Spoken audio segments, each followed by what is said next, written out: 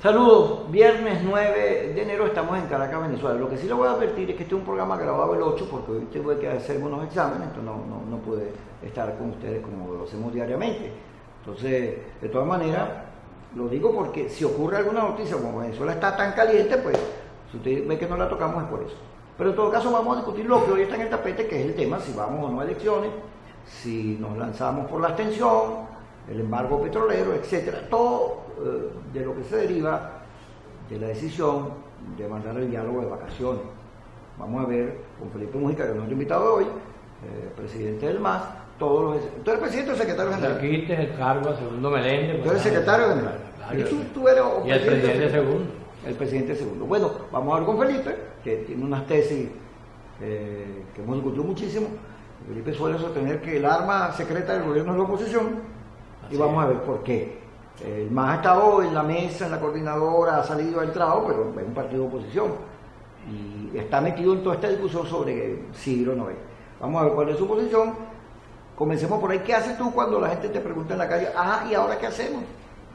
Bueno, es una pregunta que tiene ya como 18 años girando en estos acontecimientos venezolanos. Yo recuerdo que por allá, por el año 2002, por esos tiempos, había dos preguntas típicas.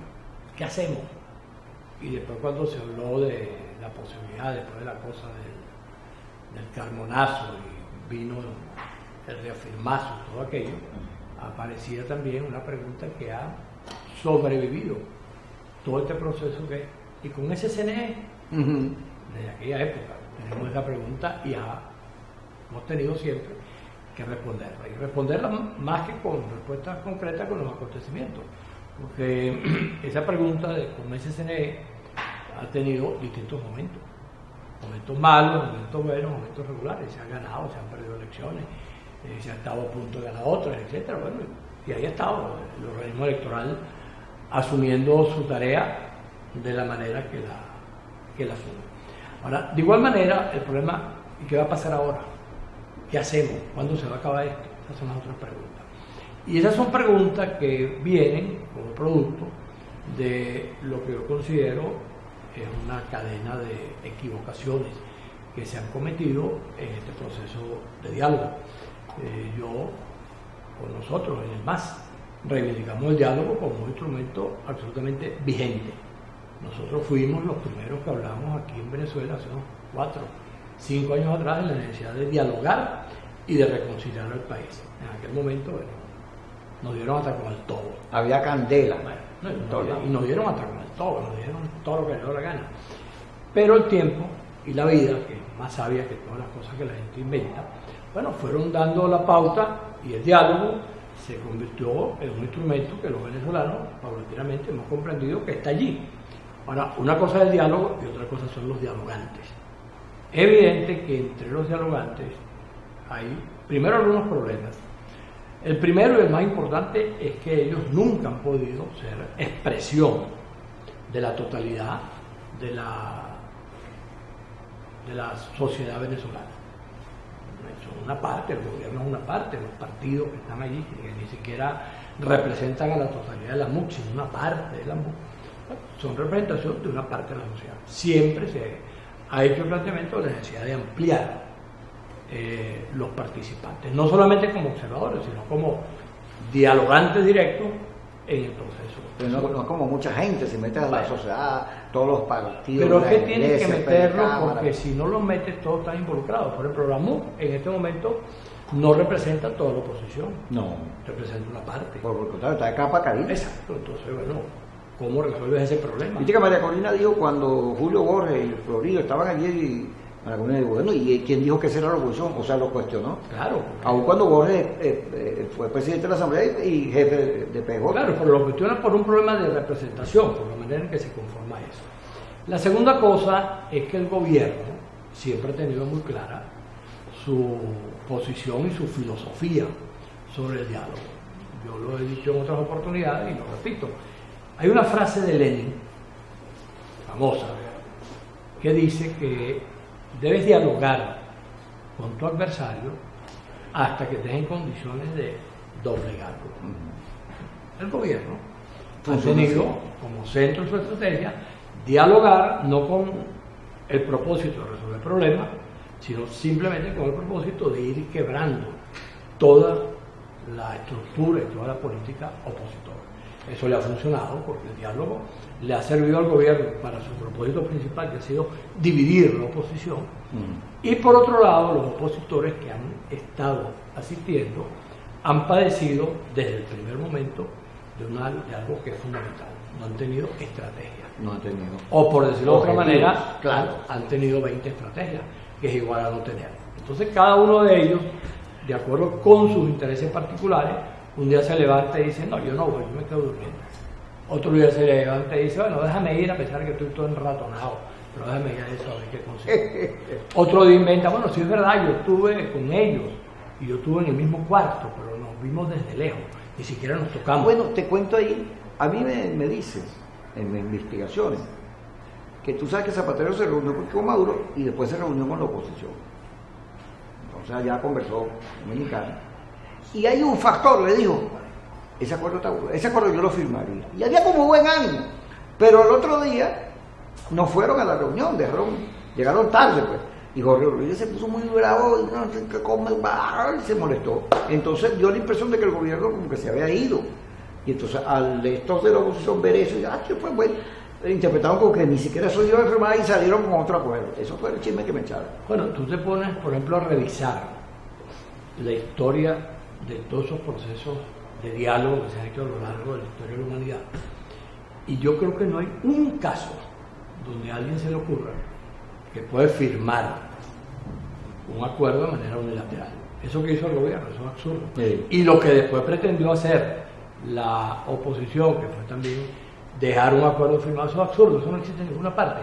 Cuando esos procesos se dan, si algo preservan los participantes, es que no se habla nada sobre los acuerdos hasta que los acuerdos efectivamente existen. Bueno, en este caso, ni el gobierno ni los sectores opositores que participaron en eso asumieron de ninguna manera unas normas, unas reglas de ese tipo de diálogo que son imprescindibles para que eso funcione. Es que, fíjate, a mi entender, para irnos al corte, el gobierno tiene claro que está en las mejores condiciones de ganar la elección si la pone rapidito. Por eso inhabilitan a Primero Justicia, por eso meten preso a Aristigueta Granco, para estimular el radicalismo. Porque el gobierno ha logrado dividir la oposición con sus redes, con sus juegos, ha logrado que la oposición se divida entre buenos y malos, entreguistas y valientes, etc.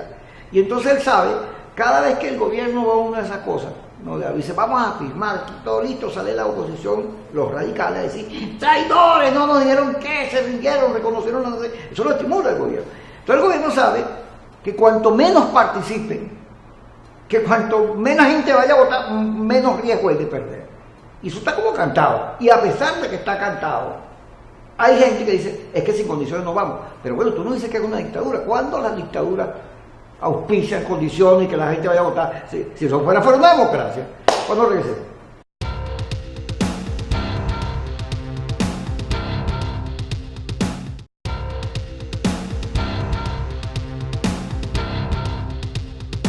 Seguimos con Felipe Mujica. Saludos a mi querida Carla Angola y a la gente que ve el venezolano allá en Miami, porque este programa lo transmitimos en Aló, buenas noches, después que termina el segmento donde está Carla. Y aparecemos nosotros con nuestro invitado desde Venezuela. Le decía a Felipe, bueno, el gobierno no quiere que la oposición vote. Cuanto menos voten de la oposición, mejor. Y si no van, felices, porque ya en el 2005 eso pasó y le fue muy bien. Y eso está claro, y a pesar de que está claro, hay gente que insiste en que si no hay condiciones, ¿y cuándo las dictaduras, te decía yo, dan condiciones? Más bien, cuando tú estás en dictadura, peleas porque te dejen la ventana del voto por votar. Bueno, primero en dictadura es muy difícil que haya procesos electorales. No hay.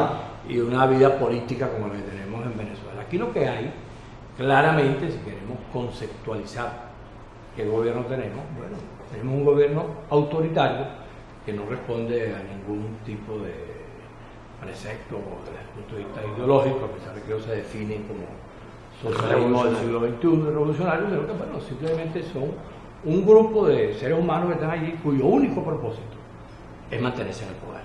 sin que eso tenga ningún destino ni ideológico ni político distinto a ese. Eso, por supuesto, vuelve a caracterizar algo que hemos comentado otras veces, que el autoritarismo no tiene sexo. El autoritarismo es de derecha, es de izquierda, es de centro, o simplemente es una manera de gobernar. Y eso es lo que hay en Venezuela. Frente a ese autoritarismo, ¿qué es lo que ha ocurrido? Que la carencia de estrategia opositora, no ahora en este momento, sino de todos los años, a lo largo de el cambio de objetivos permanentes. No, la carencia de estrategia, para no entrar en detalle, porque tú te pones a ver, por ejemplo, desde el 2002, el 2004, el 2005, el 2006, vas más atrás, la huelga petrolera, la Plaza Altamira, después vienes aquí cuando Capriles participó y pretendió convertir la elección municipal en una especie de referéndum sobre lo que había ocurrido en la elección presidencial. Después viene ese proceso reciente de abstención. Todo eso lo que indica es que no hay una clara estrategia, porque alguien que obtiene una victoria como la que obtuvo ese sector de la sociedad venezolana, mayoritariamente en el 2015, donde parecía que se había dado un paso definitivo, y después hace lo que yo he definido un carmonazo en cámara lenta. Carmona votó en el año 2002, en 24 horas, todo un esfuerzo que se construyó y que implicó una salida de Chávez y todo lo demás. Llegó Carmona, se equivocó en todas las cosas que tenía que hacer, y en 24 horas estaba Chávez de retorno. Aquí el carmonazo ha sido en cámara lenta.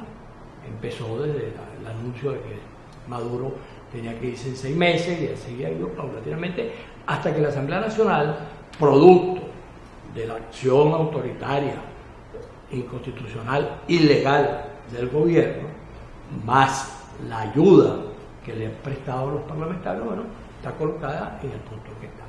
En este momento, el tema electoral, tú te pones a buscar los antecedentes y dices, bueno, si aquí hubo una situación particular, que fue todo lo que ocurrió previo a la convocatoria de la constituyente, se da el proceso ese de julio, hay la amenaza de que viene la constituyente y de que se va a impedir que se vote.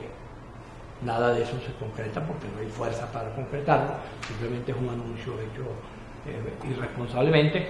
Y viene el siguiente proceso electoral, que significaba en los hechos reconocer la constituyente, porque quien convocó la elección de gobernadores fue la constituyente, y a esa elección de gobernadores fueron todos los partidos políticos con sus candidatos, y reconocen la constituyente. Después que reconocen la constituyente asistiendo al acto electoral, entonces pues inventan que no, el resultado que no, y además de eso, bueno, producen todas las situaciones que se generaron en Aragua, en Lara, en Amazonas, en el Zulia, donde no es que se pierde contra el gobierno, sino que de alguna manera se pierde cuando el gobierno tiene como aliados a factores opositores que deciden que Falcón no puede seguir siendo gobernador, que Ismael García no puede ganar allá, que Manuel Rosales después tampoco puede ganar, que Bernabé ya, y así como eso, 4 o 5 ejemplos similares. Ahora, toda esa cadena de errores, que lo que indica claramente es que lo que hay son intereses particulares y que no hay una visión global. La visión global debería contener, bueno, señores, vamos a priorizar lo que hay que priorizar. En este momento está claro que el país tiene que escoger entre ir a un proceso electoral que ya sabemos, convocado de manera, no la manera más salvaje, pero está convocado de manera un poco salvaje en términos de sus tiempos y en términos de lo que ha pasado, pero es un proceso electoral que está allí. Ahora, si tú no vas, la pregunta es, ok, no vas, te quedas viendo para el techo, te quedas viendo las estrellas, y el día siguiente que no vayas, entonces presencias como una minoría, producto de tu equivocación, se vuelve a imponer y vuelve a ganar. Entonces resulta que una minoría con 4 o 5 millones de votos, con un desastre de país, con un desastre de país, con todo lo que sea, llega y te gana. ¿Y te gana por qué? Te vuelve a ganar por tu equivocación. Ahora, en este momento, que es una decisión que hace tiempo se debe haber tomado, más allá de cómo fueron las negociaciones en la República Dominicana, que es un momento alto, pero ya hay un cronograma. En este momento ya se debería tener el candidato. Por la vía que sea, ya está claro que no puede haber primaria, que no puede haber encuesta, que no puede haber sino el acuerdo político. Estamos en la misma situación y el ejemplo cabe en este momento, pero de manera exacta, a lo que hicieron los chilenos cuando tuvieron que escoger a Patricio Álvarez. ¿Cómo lo hicieron? Se reunió Ricardo Lago, Eduardo Frei y Patricio, Y Ricardo Lagos le dijo, reunió los tres: Patricio, yo tengo el mejor partido. Estoy mejor en las encuestas. Estoy mejor en las encuestas, pero el que puede ganar y el que va a ganar eres tú. Por lo tanto, el candidato debe ser tú. ¿Quién era Patricio?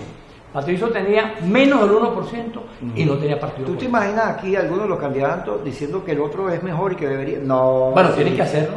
En este momento te lo digo de la siguiente manera. En este momento la responsabilidad que tiene Henry Falcón, Claudio Fermín y Henry Ramos es suprema, porque más allá de lo que decían los partidos. ¿Tú crees que hay que escoger entre esos tres? Bueno, eso es lo que hay en este momento. Yo diría que si hay otros, bueno, que aparezcan otros, pero en este momento los que se identifican claramente como candidatos, porque se habla de Lorenzo Mendoza, pero Lorenzo Mendoza nos dice que parece que no va. Y el resto de los candidatos que han sido mencionados, ninguno tiene la jerarquía que desde el punto de vista de la fortaleza que tienen estos tres. Nuestro hermano Enrique Ochoa se tiró por ahí, bueno, con un grupo. No sé por qué Enrique hizo eso, porque eso simplemente nadie sabrá que eso ocurrió. Ahora, estos tres señores, que son los más destacados, tienen la responsabilidad de ponerse de acuerdo. No pueden eludir diciendo, bueno, yo me postulo a otro evento, pero no hay tiempo de hacerlo. Pero si uno de ellos decide, ok, ponte, Henry Falcón y Henry Ramos van de candidato, uno de presidente y uno de vicepresidente, A o B, patrón para adelante. Pero sale toda la oposición radical a decir, no, traidores. En estos días, ayer leí un Twitter de Iberice diciendo, me imagino que era conmigo, ¿no?, que el que participe es un traidor. Yo digo, bueno, pero eso es, aquí hay una oposición que ataca más a la oposición que al gobierno y necesita de unidad. Pero ya va, cuando regresemos, si no hay unidad estamos listos, cuando regresemos.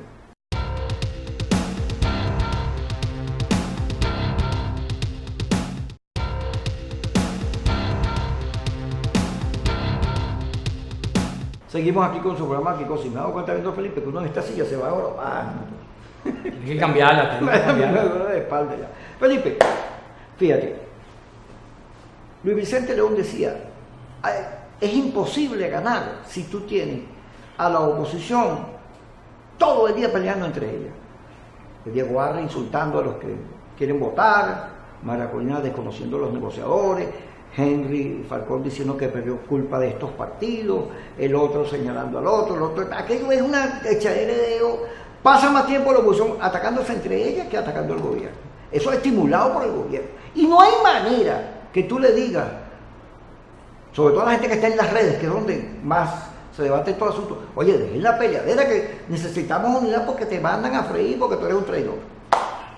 Está claro que aquí hay una estrategia del gobierno, tú comentabas algo de eso, que tiene como signo, de manera principal, más allá de cualquier otra cosa, crear las condiciones para que se divida la oposición entre participacionista y abstencionista.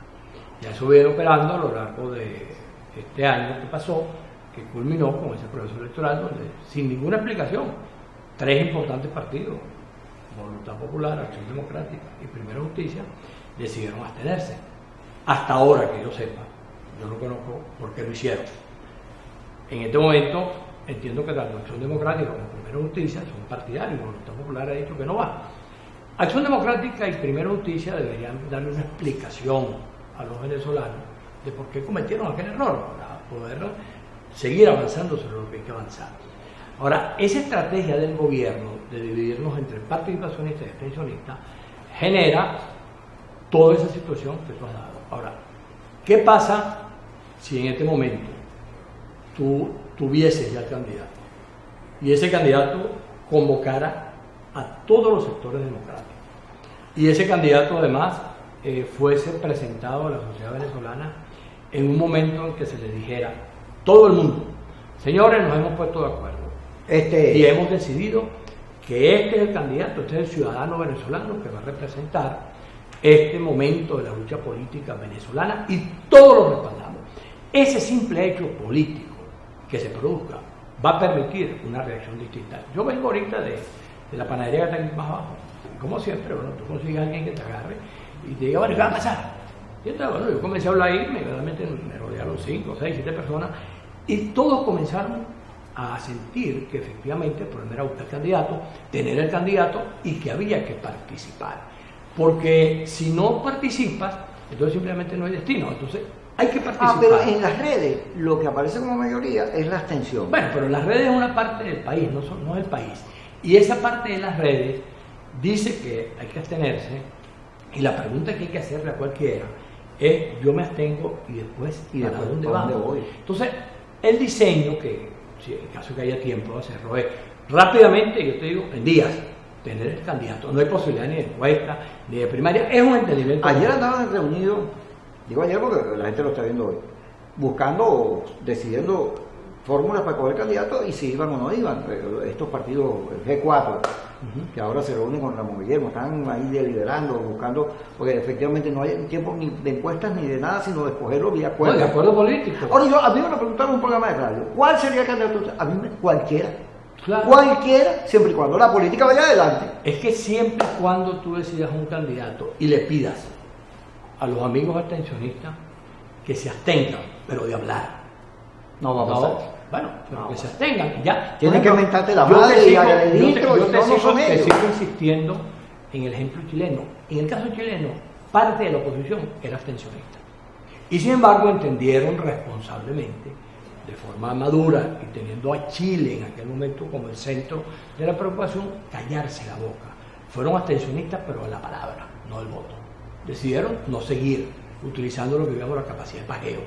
Bueno, si ellos dejan de hacer eso y asume que su contribución es esa. ¿Tú te imaginas a Patricia Poleo callada, no hablando mal de la oposición? Bueno, debería. Yo lo que te quiero decir es que más allá que me lo imagine, esa debería ser la contribución para que los que estamos en Venezuela, que estamos finalmente diseñando una manera de confrontar que puede permitir que se resuelvan las cosas, bueno, podamos desarrollarlo. Y en todo caso tendrán tiempo, si la cosa no camina, si la cosa fracasa, para decirnos todo lo que nos quieran decir. Pero en este momento, el gran favor que ellos deberían hacerle al país, a la sociedad venezolana, pero si alguno de ellos te dice a ti, callarse. Pero bueno, ¿por qué vamos a ir a esas elecciones? No hubo acuerdo, los países del mundo nos respaldan, le van a imponer sanción a Maduro porque la elección no permite que se compita en igual de condiciones, ilegítima, estafadora, engañosa. Si vas, estarías legalizando la ANC, complaciendo al gobierno. Si te dicen eso, ¿qué dices tú? Bueno, yo le pregunto, ¿y qué me propones tú a mí? Bueno, vamos a luchar, vamos a esperar que nos invadan, que una fuerza militar, entonces, que los militares tumben a Maduro. El camino que ellos están tomando es que ellos están renunciando a que los venezolanos podamos de manera pacífica, de manera democrática, intentar resolver el grave problema en que estamos. Eso no es la primera vez que ocurre en la historia de la humanidad.